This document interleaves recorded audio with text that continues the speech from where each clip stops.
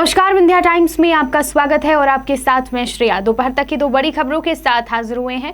पहली खबर की बात करते हैं। मध्य प्रदेश राज्य निर्वाचन आयोग ने नगरीय निकाय चुनाव की तैयारियां पूरी कर ली हैं, लेकिन अभी खबर यह है कि 3-4 महीने और निकाय चुनाव टल सकते हैं। इसका कारण यह है कि बंगाल में चुनाव हैं और चुनाव से पहले स्टार प्रचारकों की सूची में प्रदेश के मुख्यमंत्री शिवराज सिंह चौहान और पूर्व मुख्यमंत्री कमलनाथ का नाम है। इसलिए यह दोनों दिग्गज नेता स्टार प्रचारक की सूची में इनका नाम शामिल है और यह चुनाव प्रचार प्रसार में बिजी रहेंगे। दोनों दिग्गज नेताओं के अलावा बीजेपी और कांग्रेस के कई ऐसे नेता हैं जो चुनाव के दौरान बंगाल में कैंप करेंगे और अभी तक की जो जानकारी है उसमें शिवराज सिंह चौहान, नरोत्तम मिश्रा, सहकारिता मंत्री अरविंद सिंह भदौरिया, चिकित्सा शिक्षा मंत्री विश्वास सारंग समेत अन्य कई बीजेपी नेता हैं जो बंगाल चुनाव प्रचार प्रसार में उनको जिम्मा सौंपा गया है। और इसी तरह कांग्रेस हाईकमान ने कमलनाथ के अलावा प्रदेश के कई नेताओं को बंगाल चुनाव में जिम्मेदारी दी है। ऐसे में दोनों ही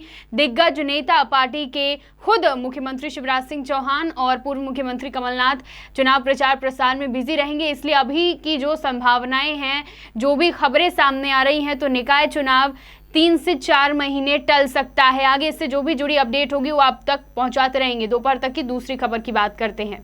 हमारी दूसरी खबर में एक बहुत ही चौंकाने वाला मामला सामने आया है, जहां मध्य प्रदेश की औरतों को, महिलाओं को राजस्थान में ले जाकर बेचा जा रहा था।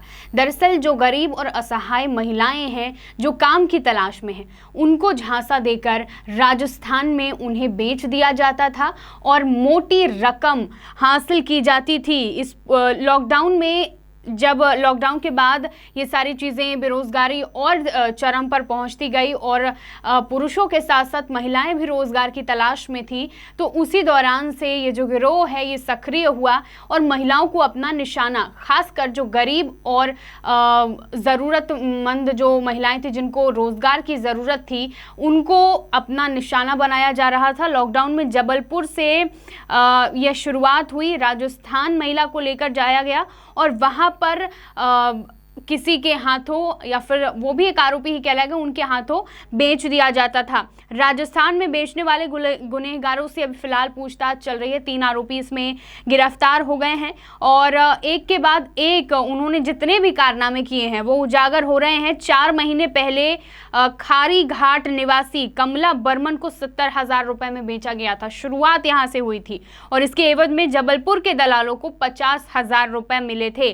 कमला बर्मन का अब तक पता नहीं चल पाया है, हालांकि कुछ महिलाएं हैं जिनका पता चल पाया है और उन्हीं के जरिए अब धीरे धीरे आरोपियों को, इस गिरोह में जितने लोग शामिल हैं उनको पकड़ा जा रहा है।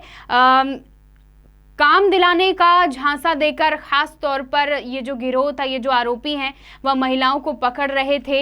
एक के बाद एक ऐसी महिलाओं को वो अपना निशाना बनाते गए जिनको काम की ज़रूरत थी और उन्हें राजस्थान और अन्य जगह पर जाकर बेच दिया जाता था और उसके बदले में भारी कीमत मांगी जाती थी। फिलहाल 3 आरोपियों को पकड़ लिया गया है और पूछताछ जारी है। दोपहर तक की 2 बड़ी खबरें। तमाम खबरों के लिए देखते रहिए विंध्या टाइम्स। बहुत बहुत धन्यवाद।